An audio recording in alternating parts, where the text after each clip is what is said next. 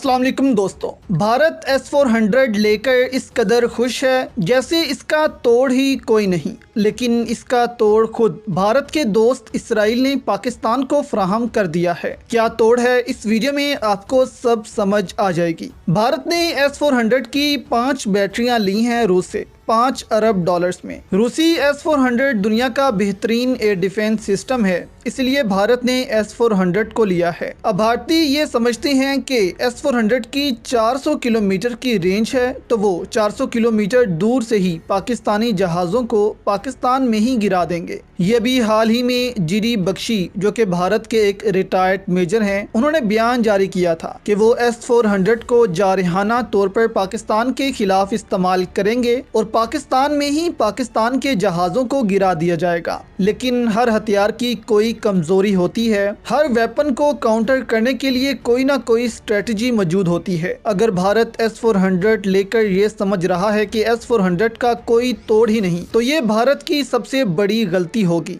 इससे भारत अपनी 5 अरब डॉलर्स की इन्वेस्टमेंट खुद खो बैठेगा। शाम के पास S-300 मौजूद हैं, लेकिन इनको S-300 चलाना तक नहीं आ रहा कि कैसे इसको सही तरह इस्तेमाल किया जाए। इसके अलावा रूस ने S-400 भी तैनात किए हैं शाम में। अब हुआ क्या है आपको बताते हैं। इस वक्त शाम में आलमी ताकतों की प्रोक्सी वॉर चल रही है। एक तरफ इसराइल, अमेरिका वगैरह लड़ रहे हैं, तो दूसरी जानिब ईरान और रूस शाम हुकूमत का साथ दे रहे हैं। इसराइल ने अभी हाल ही में शाम की बंदरगाह पर हमला किया है और पोर्ट को काफ़ी नुकसान पहुंचा है। कहा जा रहा है कि इसराइल ने ईरान के सामान को नुकसान पहुंचाया है जो इसराइल के खिलाफ वहां पर मौजूद था। इस हमले की अहमियत ये भी है कि लताकिया पोर्ट, जिस पर इसराइल के F-16 तैयारों ने 4 मिसाइल दागे हैं, इसके साथ ही रूसी फौजी अड्डे भी मौजूद थे। अब इस इलाके में रूस का दुनिया का बेहतरीन एयर डिफेंस सिस्टम तैनात है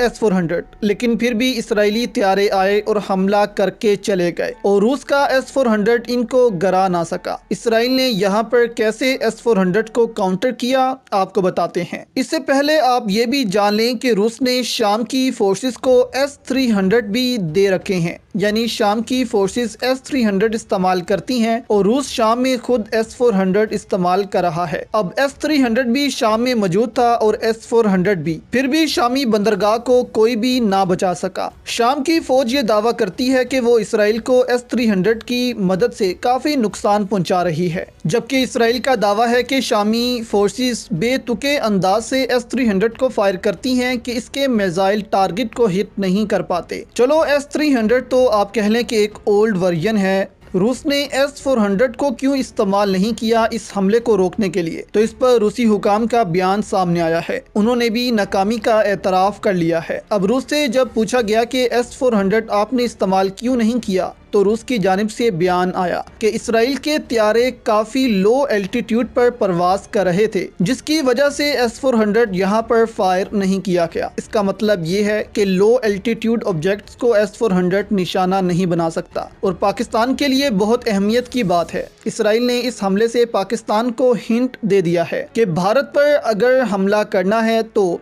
ऐसे करना। दूसरी जानिब ये भी देखना है कि S-400 है किसके हाथ में। S-400 रूसी हथियार है और रूसी सबसे बेहतर जानते हैं कि इसको इस्तेमाल कैसे करना है, जबकि S-300 जो रूस ने शाम को दिया है वो अभी तक इसको सही से इस्तेमाल करना भी नहीं आया। इसीलिए भारत का रिकॉर्ड भी रूसी वेपन्स के साथ कुछ अच्छा नहीं है। भारत में रूसी हथियार आए रोज क्रैश हो रहे हैं। भारत ने 27 फरवरी को MiG-21 और Su-30 भी खोया था पाकिस्तान के हाथों। ये भी रूसी साख्ता तैयारे थे, इसलिए भारत के लिए रूसी वेपन्स कभी भी फायदेमंद साबित नहीं हुई। इसीलिए तो अब भारत ने फ्रांस से राफेल लिए हैं। इसके भी काउंटर में पाकिस्तान ने J-10C ले लिया है, जबकि S-400 को कैसे काउंटर करना है ये तो इसराइल ने पाकिस्तान को बता ही दिया है।